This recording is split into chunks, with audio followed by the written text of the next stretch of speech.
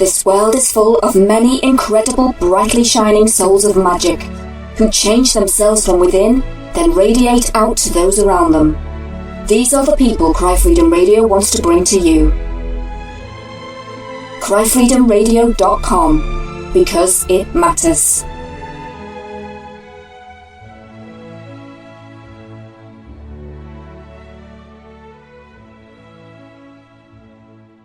Hello, this is Lisa from Cry Freedom Radio. I am about to play you the audio version that I put together of a blog by my friend Shonagh. Shonagh is a shamanic therapist, teacher, author and poet, and a whole lot more. And I first came across Shonagh a couple of years back when I interviewed her for a show, and we sort of just kind of had an instant connection, and then we found out afterwards that we share the same birthday too. And she always seems to write things, obviously there's a lot happening in this world at the moment. She always just seems to put her finger on what I'm thinking when I'm thinking it, which is why I tend to recite a lot of the blogs that she does. So this is one that she's just done in February 2017. This is Shonagh.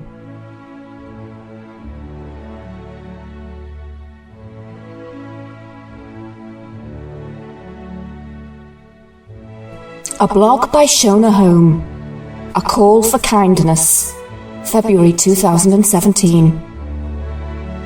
With the majority of the country in a hyperpolarised state, each side steeped in the delusional fires of emotion, fuelled by a gleeful corporate-run media, expertly wielded by the power elites to keep the populace bitterly divided, an ancient trick, it becomes all the more essential to take a step back from that mess and bring oneself back to centre. A one-word mantra comes to mind. Breathe. The more steeped in derisive rhetoric people become, the more self-righteous and mean-spirited their behaviour. Social media has been a vulgar display of late with self-important statements that taunt and invite a vile spew of mudslinging.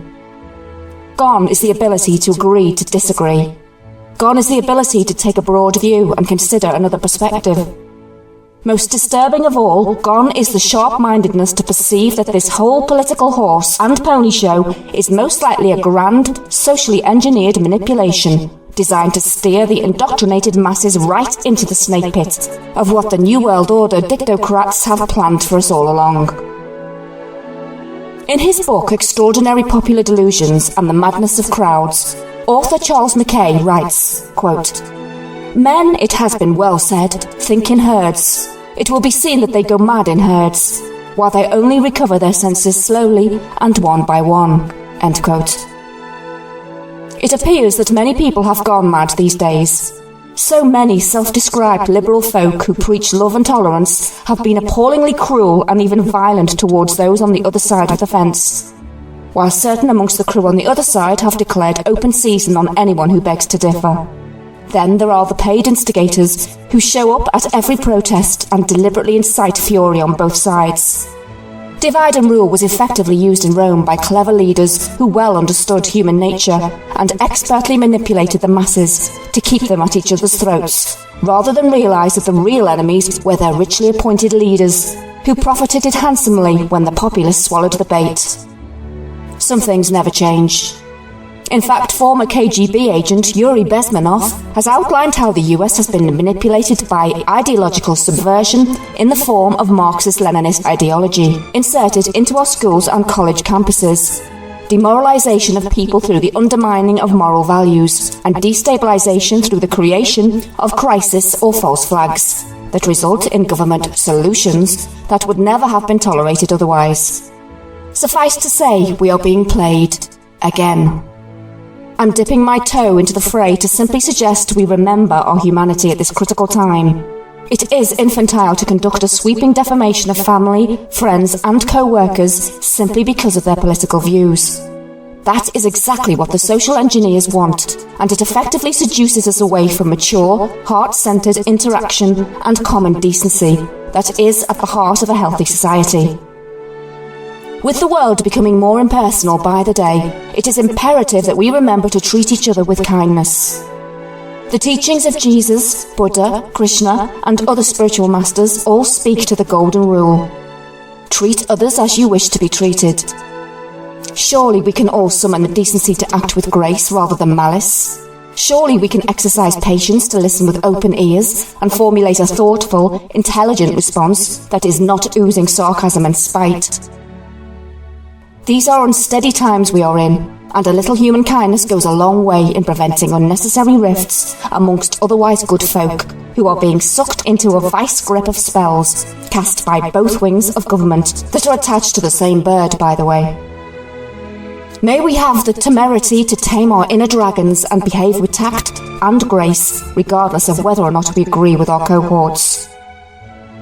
May kindness be our go-to moving forward, and may that kindness have the power, as it so often does, to allay further ill will and discord, and raise the bar in our communication.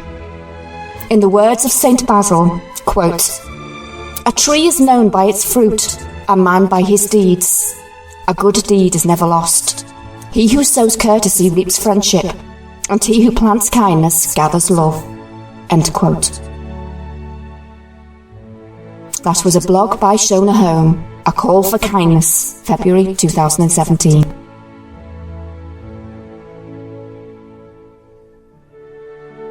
cryfreedomradio.com, throwing off the chains and bringing people together for change, because together we are strong.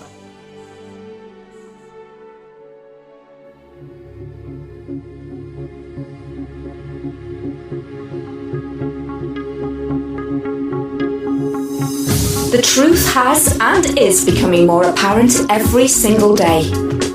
Many of us now see the stark reality behind that curtain. We have to continue to spread this truth far and wide, not to anger and depress the people, but to allow us to see why we have to take back the power of the one for the power of the whole.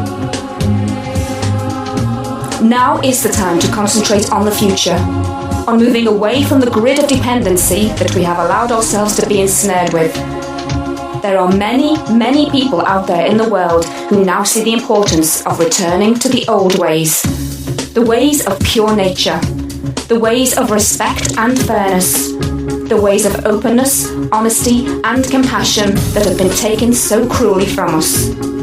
Yes, we allowed this to happen in our ignorance, but now it's time to take it back with both hands.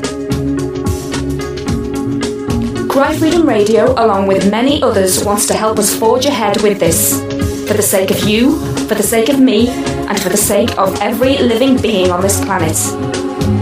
Let's do this, because this is the right time. cryfreedomradio.com, throwing off the chains and bringing people together for change, because together we are strong.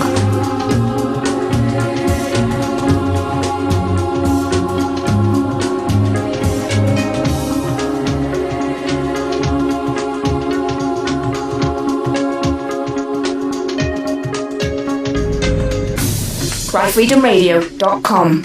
Join us and let's just be what we should be, together.